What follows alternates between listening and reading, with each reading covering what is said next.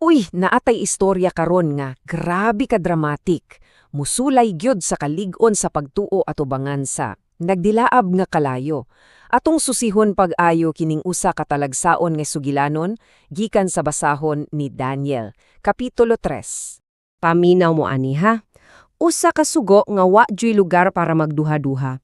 Gikan ni mismo kang hari Nabucodonosor. Ug mao kini ang sugo nga nagbutang sa tanan sa peligro. Ug mao say nagsugod sa atong makapanindog balahibo nga istorya. Okay, sugod ta sa unang bahin, ang bulawan ng sugo. Unsa man gid ang nagtukmot sa usa ka gamhanan nga hari nga magpatukod og butang na ingon ani kadako og kamahal. Ato nang sayron. Imagine na ninyo, usa ka estatwa nga puro bulawan, 90 katiil ang gitas-on. Murag 9-story building na guys. Dili lang ni dako, usa jud ni kapamahayag sa gahom na makita sa tanan. So, nganong gold man gyud tanan? Aw, diya na ang tinuod nga rason. Dili lang ni basta-basta nga imahin. Kini, usa ka pagsupak sa usang tagni, usa ka deklarasyon sa hari nga ang iyang ginharian, dili gyud matapos.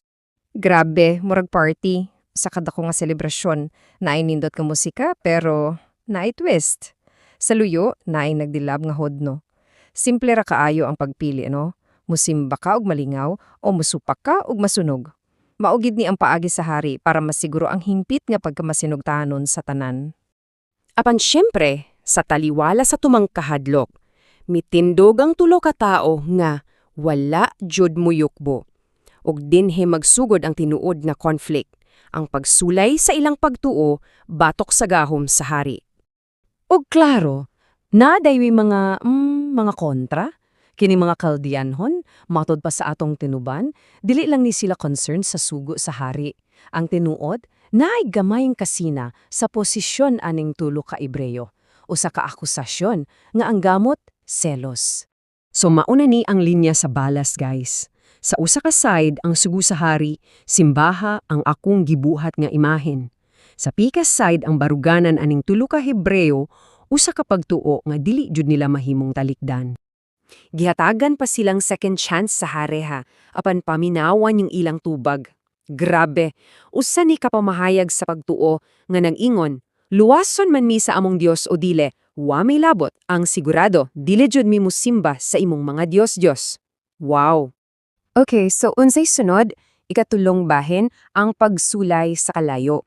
Ug diri na gyud nawala sa kontrol ang hari tungod sa ilang pagdumili. Ang pinakagamhanan nga tao sa kalibutan napakyas sa pagpugong sa iyang kaugalingong kasuko. Tan-awa ra gud ni kung giun sa pagdako sa iyang kasuko. Una, puno sa kapungot, sunod na usab iyang hitsura, unya gipainit niya ang hudno 7 kapilo. Grabe ka OA no?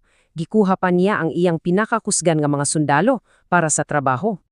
Ug ang kanit, sobra-sobra kaayo nga bisan ang iyang kaugalingong mga sundalo. Katong mga pinakakusgan ha, sila mismo ang namatay pag itsa lang nila sa tulo. Imagine na ang kalayo why jud mo pili.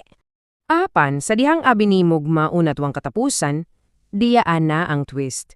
Ang nakita sa hari sa sulod sa hudno, nakapanganga sa tanan, apil na iyang korte. Sa iyang kakurat, nangutana ang hari sa iyang mga tao. Murag naglibog ba?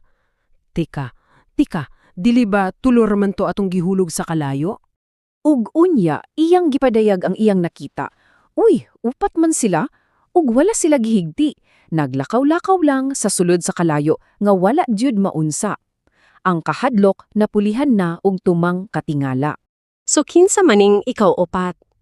Ang hari mismo miingon, murag anak sa mga Dios. Mauni iyang paagi sa pag-describe sa usa ka binuha nga klaro kaayo nga dili ordinaryo, base sa iyang kaugalingong pagsabot o pagtuo. So unsay nahitabo pagkahuman, mauni an nindot. Ang malupigon, nausab. Kini nga milagro wala lang muluwas sa tulo ka tao, giusab sad nini ang kasing-kasing sa usa ka hari. Talagsaon gud kaayo ning kalayo. Kay tanawa, ang mga sundalo, patay. Ang mga pisi nga nagbugkos sa mga Hebreyo, nasunog. Pero ang mga lawas ug sanina sa mga Hebreyo, wala gyud hilabti. Murag, nagpili ang kalayo kung kinsay iyang sunugon. Mao to, paggawas nila, a big deal kaayo. Wala jay bisan gamayng paso, bisan baho sa aso, wala. Ang tanang opisyalis sa ginharian nagtapok para mutanaw sa prueba. Ug katong dako nga gold nga statua, wala na'y nakahinumdom ato. Og another decree gikan sa hari. Karon baliktad na. Kinsay mosulti batok sa Dios nila ni Sadrak, Mesak ug Abednego, tadtaron. So, grabe ang pagbago, no? Pero nagamit gihapon siya hulga sa kamatayan. Interesante kaayo. Ug mao ni ang atong last point nga makapahunahuna gyud nato. Gigamit sa hari ang death threats para sa duha ka managlahi nga pagtuo. So, unsa magitudlo ani nato? Ang tinuod ba nga pagtuo mapugos pinagi sa gahom o kahadlok? Unsa iyong tanaw?